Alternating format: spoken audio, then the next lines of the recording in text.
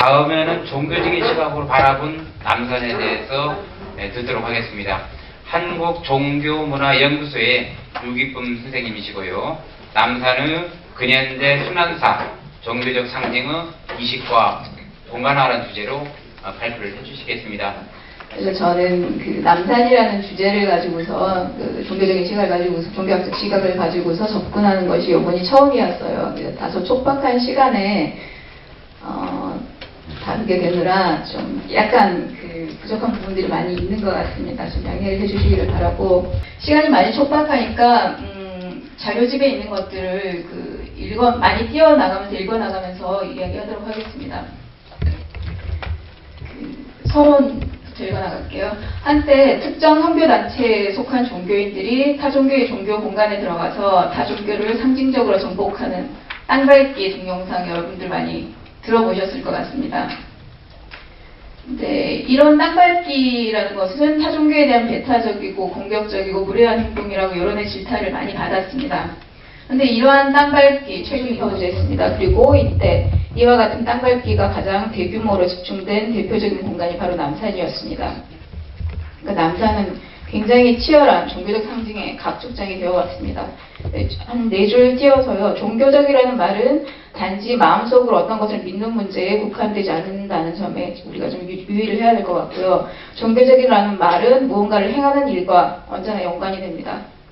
종교적으로 무언가를 행하는 일은 흔히 의례로 지칭이 되는데, 이러한 종교적인 행위는 권력의 작동과도 무관하지가 않습니다.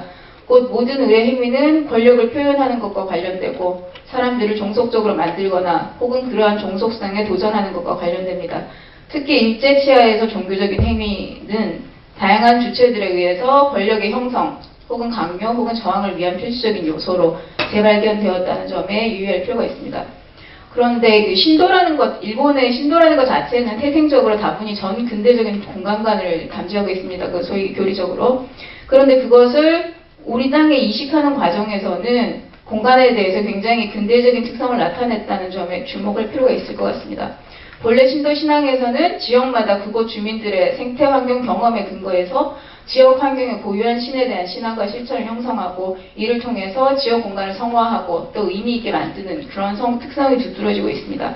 그렇지만은 남산에 건립된 굉장히 여러 신사들이 건립이 됐었는데요. 그런 신사는 생태 환경이나 거주민들 사이의 상호작용을 무시한 채 조선인들의 남산 경험이 지닌 고유한 맥락을 배제하는 가운데 일방적으로 조성되고 또 강요되었습니다. 다시 말해서 신사 건설 과정은 마치 텅 비어있고 무의미하고 아무것도 아닌 공간인 남산에 일본의 성스럽고 유의미한 좀 더 고차원적인 종교적인 상징을 가져와서 이식하고 여기에 모두가 참배할 것을 강제한 것과 같습니다. 이를 위해서 원래 있던 남산을 성화하거나 의미화하던 각종 종교적인 장치들은 하나씩 제거되거나 해체되었습니다. 그리고 일제의 식민지적 우주론 이식을 위한 상징적 중심으로서 남산의 새로운 공간적인 성화가 차근차근 진행되었고, 이를 뒷받침하기 위해서 의례화가 전략적으로 이루어졌던 것입니다. 그것이 사실은 남산의 순환사인데요. 그거 자체가 한편 일제의 강압에 의해서 억눌려 있던 남산 의묘의 전략에 대한 저항과 분노가 당연히 있었겠죠. 근데 그것이 너무나 억압되어 있다가 해방 이후에 폭발되면서 남산은 또 다른 종교적 혹은 민족주의적 상징이 더 씌워지고 뒤덮이는 각축의 장애인이 되었던 것 같습니다. 그만큼 두드러지게 눈에 띄지는 않았지만 근현대의 남산은 사람들의 남산 경험과는 무관하게 수많은 종교적 상징들이 과잉으로 이식 해체 더 씌워지는 과정을 거치면서 오히려 종교적 상징적 의미가 희박해지며 어떠한 상징도 이식될 수 있는 텅 빈 배경인 마냥 공간화되었다라는 생각이 들고요. 각 장별로 사실은 앞부분에 다른 선생님들께서 이미 지적하신 내용들이 중복되는 부분들이 있기 때문에 많이 뛰어넘어가도록 하겠습니다. 조선시대 남산의 위상에서는 84페이지 중간쯤에요. 그 남산이 목멱산으로 일컬어졌다 계속 지금 언급이 되었었는데 그 남산 꼭대기에 목멱신사가 위치하고 있었기 때문입니다. 즉 끝부분에 가서 보시면 조선 초기에 남산을 성스럽게 경험하면서 남산에서 제사를 올린 사람들이 많았다는 것을 이제 그 태조실록에 있는 구절들을 통해서 우리가 추측을 할 수가 있고, 목멱신사를 세우고 남산의 산신에게 제를 올린 것은 이제 국가적으로 위에서 아래로 강제한 의례라기보다는 민간의 경험과 신앙을 국가 의례로 이제 흡수한 그런 것일 거라고 짐작을 할 수가 있습니다.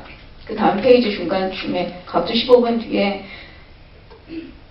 나아가 이처럼 남산 꼭대기에 산신에게 제사를 지내는 장소가 자리했다는 역사적인 사실은 남산이 조선시대 사람들에게 신성하고 성스러운 상징적인 의미를 담지하고 있었고 일상의 단조로움을 넘어서는 깊이의 차원을 제공할 수 있었다는 점을 보여주고 있습니다. 지금 현재와는 좀 다른 그런 의미들을 가지고 있었던 것 같습니다. 이미 앞부분에 언급된 부분들이 많이 있고 그러니까 일단 넘어가겠습니다. 한말 일제강점기의 남산, 식민정당화의 상징적 중심 만들기, 이제 본격적인 수단이 시작되는 부분들인데요. 일단 일본인들이 거주하기 시작하면서 일본식 종교 상징들이 이식되기 시작합니다. 이제 각주 19번 뒤에 보시면 갑신정변 이후로 조선과 일본 사이에 한성조계약이 체결되면서 이제 조선 정부는 일본 공사관의 대체 부지로 남산 일대를 제공하게 되었고 이제 남산은 본격적인 일본의 핵심적인 근거지로 자리 잡게 됩니다. 일본인들의 거주가 늘어나면서 남산의 풍경은 매우 변화되었는데요. 여기 인용은 안 했지만은 그 당시에 이제 외국인들이 우리나라를 와서 보고 갔던 여행기 같은 것들을 보면 서울에서 굉장히 낯설고 이질적인 분위기의 공간이 형성되어 있는데 그것이 곧 일본인들의 거류지라는 것을 알 수가 있습니다. 그들은 그 거류지를 외상대라는 이름으로 불렀는데 마치 작은 일본처럼 철저히 일본식으로 조성했다는 것을 알 수 있습니다. 벚꽃을 심는다든지 존중하고 일본인들의 단계를 도모하기 위함이라고 명시했기 때문에 일본 통치의 정당성을 뒷받침해주는 이데올로기적 도구로서의 성격도 배제할 수가 없었습니다. 그리고 식민정권의 국가제사를 대행하는 기능도 조선신궁이 완공되기 전까지는 여기서 해왔습니다.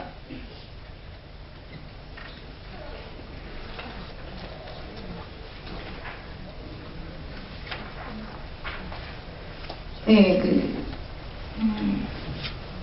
쭉 보시고 90페이지로 넘어갈게요. 위에서 한 5째 줄 정도 보시면 이제 경성기 신사의 대전이 정비된 직후인 1916년경부터 일본의 황도신 아마테라스를 모신 경성 신사에서는 필요에 따라서 원래 이제 대한제국의 국가제사였던 기우제라든지 전염병제, 초원제 등의 의뢰를 맡아서 거행함으로써 조선인들의 삶과 관련된 국가 의뢰를 식민정권이 일본인들이 상징적으로 장악하게 되었습니다. 이는 조선 통치권이 형성한 상징적인 질서를 와해시키고 일본 천황을 중심으로 한 우주적인 질서로 대체하려는 시도였었죠. 그런데 이것만으로는 아무래도 이제 부족한 점들이 느껴지기 때문에 일본에서는 차근차근 좀 더 강력한 상징적인 중심지로서 조선 신궁을 건립한 계획을 세우게 된 것입니다. 91페이지. 일본식 종교 상징에 뒷대성된 것이 전 국토에서 사실은 조선 신궁이 가장 핵심적인 곳입니다. 일제는 식민지를 개척할 때마다 식민 정권의 국가 의뢰를 수행할 대표적인 신사를 건설했는데 이는 총진수라고 일컬어졌습니다. 그 조선 땅에서의 총진수는 조선 신궁이었던 것인데요. 권력 과정에 대한 것들이라든지 이런 것들을 쭉 읽어보시면 나오고 이제 흥미로운 것 중에 하나는 92페이지 1번 보시면 남산의 조선 신궁을 딱 만들자고 했을 때 거기에 어떤 신을 모실 것인가라는 그 논쟁이 있었는데 거기서 흥미로운 점은 제 신이 일단 아마테라스로 하는 것이 적당하다라고 이제 확정을 받았어요. 아마테라스랑 메이지 천황을 봉사하는 것이 적당하겠다라고. 그랬는데도 일본인들 사이에서는 조선의 시조인 당군을 모셔야 할 것이라는 의견이 대두했었습니다. 한때 일본의 신도가들 사이에서요.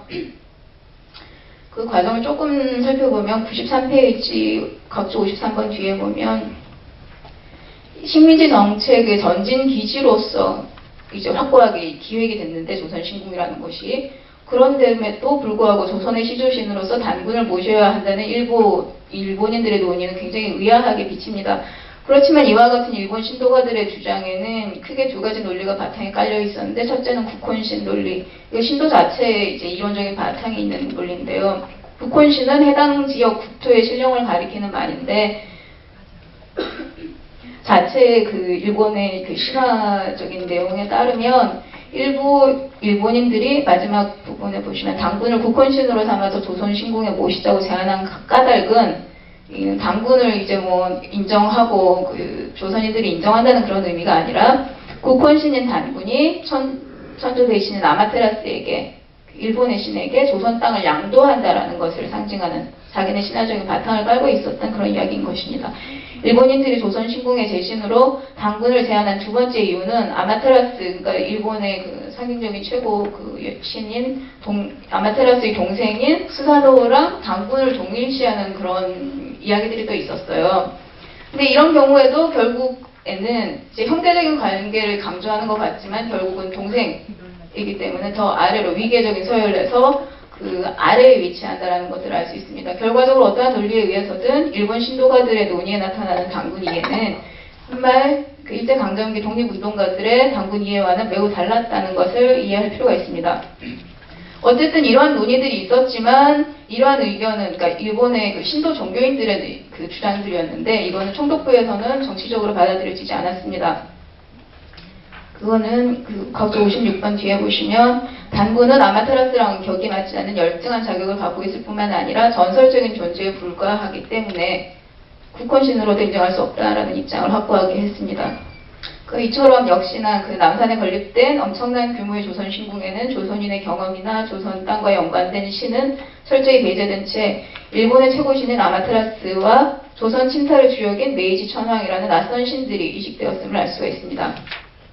그리고 식민지 통치의 상징적 중심으로서 조선 신궁이 이제 세워지고 나서 그 만주사변과 중일 전쟁을 겪으면서 조선 총독부는 더욱 적극적인 동화를 위해서 신사 참배를 더욱더 세게 강제를 하면서 의례를 통한 황민화 정책을 노골적으로 펼치게 되었습니다. 각주 그 61번 뒤에 보시면 조선 신궁은 조선 신사들의 총진수이자 관패대사로서 식민지 조선에서 국가적인 의례를 전담한 기관이었기 때문에 조선인들을 신정하게 만들고 식민지 조선을 안정시키기 위해 펼친 신정개발운동에서도 신사 참배는 중요한 역할을 담당하게 되었습니다. 그래서 각 학교 학생들로부터 시작을 해서 관리들이나 이런 사람들은 물론 하고 많은 사람들이 조선 신궁에 와서 한국 시민 서사를 통해서 그 신사 참배를 하도록 그리고 도장을 받아서 제출을 하도록 그렇게 강요를 받았습니다. 이처럼 일제강점기 막바지로 갈수록 특히 마지막 10여 년 동안 한반도의 모든 사람에게 신사 참배가 강요되고 있었습니다. 그러한 상황 속에서 남산임에 굉장히 이질적으로 아까 사진들 많이 보셨는데 확 깎아서 우뚝 솟아있는 조선 신궁은 건물 자체가 조선인들에게는 일제 억압적인 식민 통치를 상징하는 거대한 구조물로 각인이 되었던 것입니다. 한편 조선 신궁이라는 것이 굉장히 그 이데올로기를 이제 황민화 정책을 위한 그런 전진 기지의 역할을 했다면 그것만으로는 부족한 틈새를 메우기 위해서 또 다른 이제 섭사들, 작은 신사들이, 딸린 신사들이 세워지는데요. 그것이 대표적인 것이 노기 신사랑 경성 호국 신사입니다. 이제 전쟁이 진행될수록 굉장히 많은 사람들이 죽기 때문에 수많은 전사자들이나 유가족들을 위해서 죽은 사람들의 영을 위로하기 위한 국가 의례의 필요성이 높아졌습니다.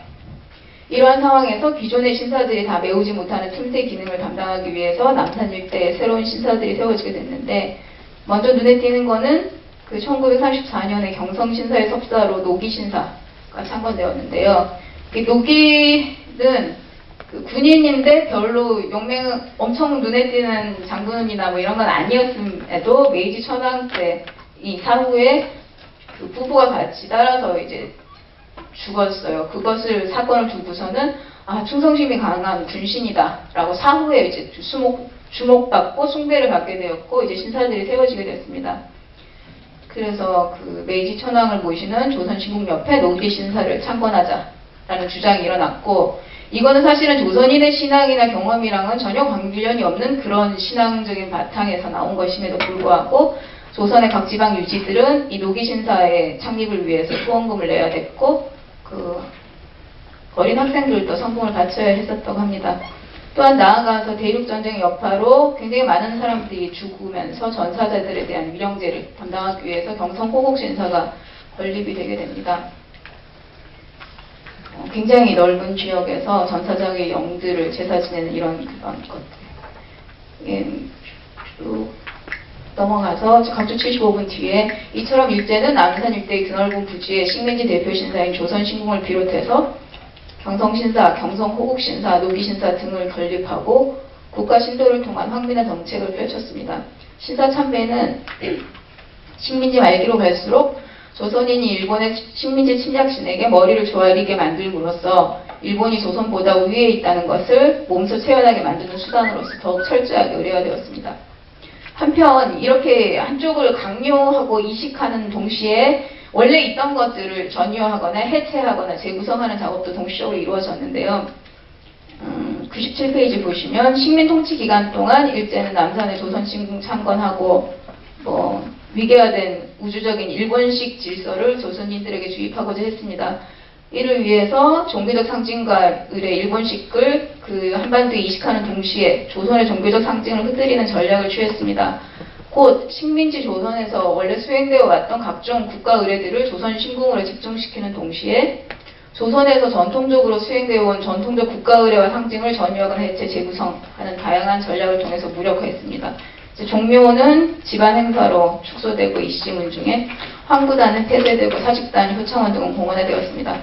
또 아까 그 오전 발표에서도 언급되었듯이 조선신궁보다 더 높은 곳에 있었던 국사당은 인왕산으로 이전시켰습니다.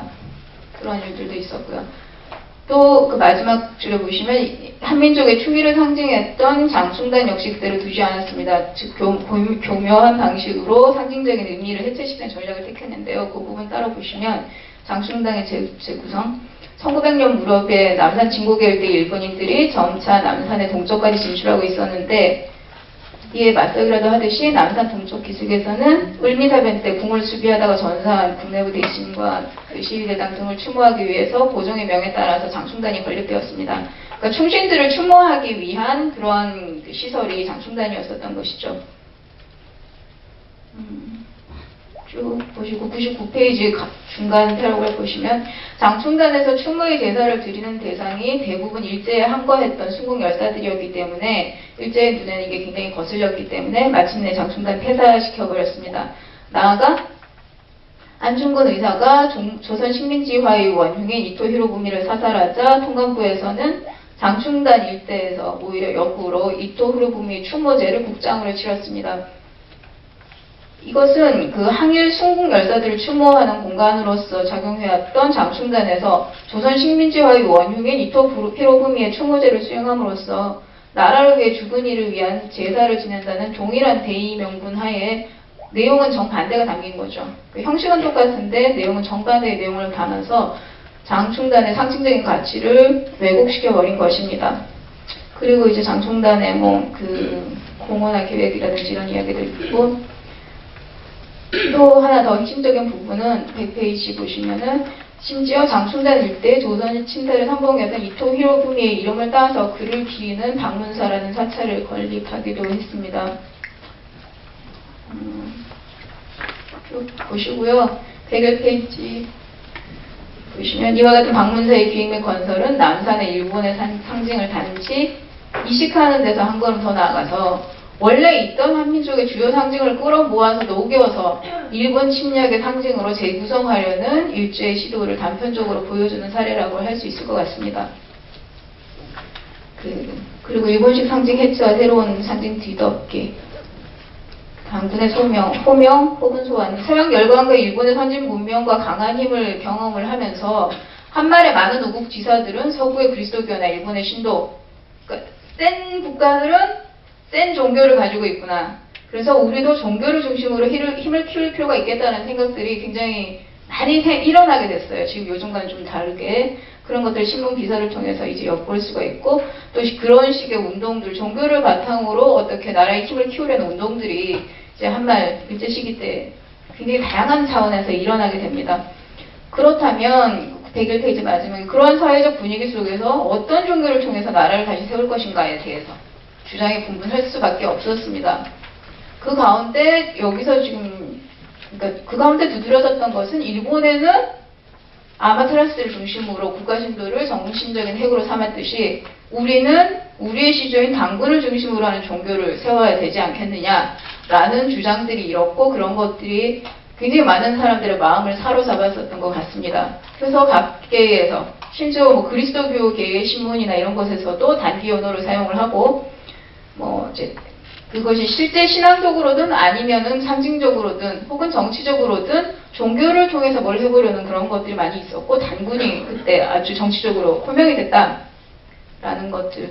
당군을 중심으로 하는 종교를 창건해서 국권 회복에 동원하려는 경향 두드러진 것은 물론 제일 유명한 것이 나사렛 대종교이겠습니다만 103페이지 넘어가서요. 이처럼 한말 일제강점기에 당군이 민족의 구심점으로 밖에서 새롭게 호명이 되었습니다만 정작 국내에서는 당군을 통해서 민족 정신을 고무시키려는 종교적인 시도들은 일제의 탄압을 받을 수밖에 없었습니다. 일제의 식민 통치가 장기화되면서 특히 말기로 갈수록 불교나 아니면은 뭐 천주대신을 숭배하는 것 이외에는 그 신앙이 굉장히 많이 신앙생활들이 억제가 되었습니다. 그렇기 때문에 그 굉장히 강한 그 운동성을 띠고 있었던 대종교 같은 종교들은 국외로 중심지를 이전할 수밖에 없었고, 그러나 그런 것들 그 저쪽에 그 아마테라스가 있다면 우리에겐 당군이 있다 이런 식의 그런 마음, 열망 같은 것들은 사람들에게 상당히 많이 남아 있었던 것 같고, 그런 것들은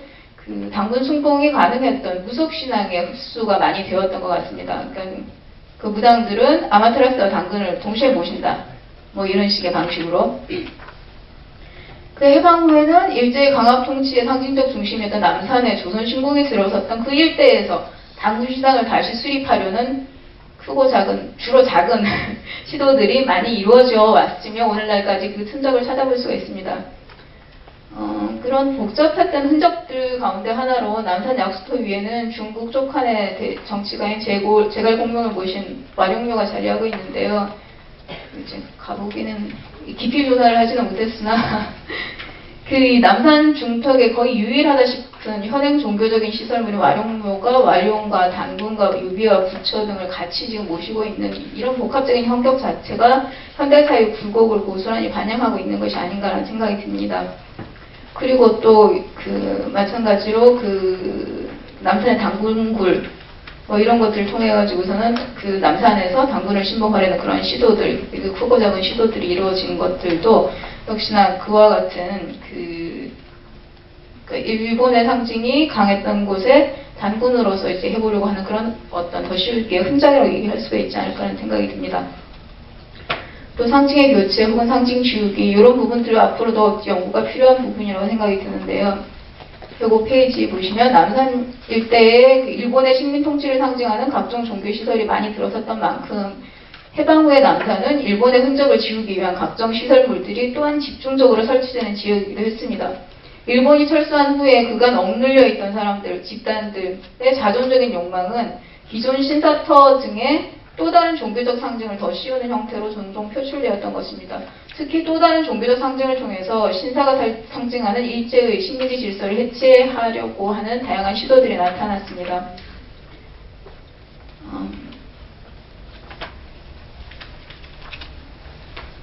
그러한 시도들이 여러 가지가 있는데 읽어보시고 예를 들면 장충단 일제에 세워졌던 일본군 6탄 삼용사의 동상이랑 방문사는 철거되고 거기에 안중근 의사의 동상을 세우고 장충단을 재건하려는 움직임이 있었어요. 이건 뭐 딱히 무슨 종교다 이렇게 얘기할 수는 없는 것이지만은 그래서 이토 히로부미의 동상을 녹여서 그걸로 그대로 안중근의 동상을 새롭게 이제 녹여서 상징을 녹여서 새로운 상징을 만들려는 그러한 계획도 세우고 했었지만은 그거는 결국 현실화되지는 못했었고요.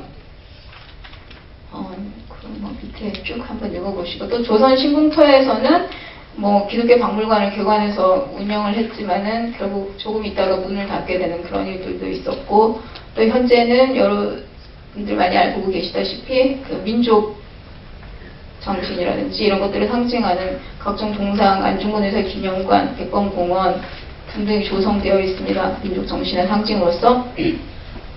또 남산 인근 일대 전체로 눈을 돌려보면 쭉 이제 일본인들이 거주했던 지역들이 쭉 빠져나가면서 그 피난민들이 북쪽에서 쭉 내려왔는데 이쪽 사람들이 역설적이게도 그 그리스도교인들이 많이 있었고 그래서 경성 홍국 신사 자리라든지 이런 곳들에 주로 그리스도교인들이라든지 그리스도교 관련 시설들이 이제 있게 되고 이런 것들에 또 일부 그리스도교인들은 그 신사를 우리가 이제 밟고 그리스도교로 다시 세운다 이런 식의 의미를 부여한다든지 이런 현상들도 나타나고 있습니다. 시간이 많이 지났으니까 결론으로 가겠습니다. 인간과 환경의 관계를 연구한 인류학자인 잉골드는 인간이 주변 환경과 상호 구성적인 관계를 맺는다고 보고 있습니다. 환경에는 인간과 상호작용한 과거, 현재, 미래가 담겨있고 마찬가지로 인간에게도 환경과의 상호작용의 역사가 담겨있다는 것입니다. 그렇지만 사람들은 그런 관계를 늘 의식하지는 못하고 대체로 인식을 못하고 살고 있는데요. 오히려 근대 문명은 인간과 환경을 서로 분리된 것으로 가정하는 근대적인 공간관을 토대로 발전해왔습니다. 일제강점기의 남산은 기본적으로 숫자로 환산될 수 있는 균질적인 성격을 띤 어떤 것처럼 마치 여겨졌고 필요에 따라서 종교문화적, 이데올로기적 상징을 이식할 수 있는 텅 빈 배경처럼 다뤄져 왔습니다.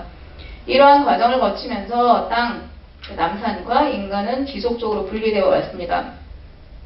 그렇지만 아까 직전 선생님도 언급하셨듯이 이프추안에 따르면 사람은 의미 없는 낯선 공간이라는 것을 견딜 수가 없습니다. 낯선 공간에 던져지더라도 시간이 흐르면서 의미 있는 장소를 발견하게 되고 이 장소감이 형성을 하게 되는데, 근데 여기서 중요한 것은 외부적으로 상징을 이식한다고 해서 공간의 의미가 생각나는 것이 아니다.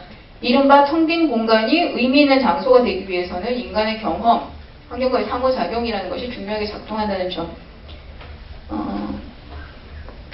그런데 그렇게 되지 못했었다라는 점을 말씀드리고 싶고, 109페이지 두 번째, 남산을 둘러싼 이러한 역사적인 과정을 고려할 때 그런 흐름과는 다른 각도에서 의미 있는 장소를 생성 혹은 재발견하려는 노력이 필요하다고 생각이 듭니다. 더 끝으로 마지막으로 문화적 존재로서의 인간, 종교적 조로서의 인간 역시 생태계의 일부로서 환경과 상호작용하면서 살아간다는 존재의 조건을 우리는 잊어서는 안 될 것 같습니다. 분리되어 온 땅 혹은 산과 인간과의 연결을 다시 회복하기 위해서 한편으로는 남산을 텅 빈 공간으로 보고 상징을 이식하거나 개발을 통한 이윤 창출에 집중하는 낡은 습성을 버리고, 다른 한편으로 사람들의 남산 경험, 그들이 남산의 의미와 가치를 경험할 수 있는 장을 다각도에서 마련하는 작업이 중요할 것이라고 생각합니다. 이상입니다.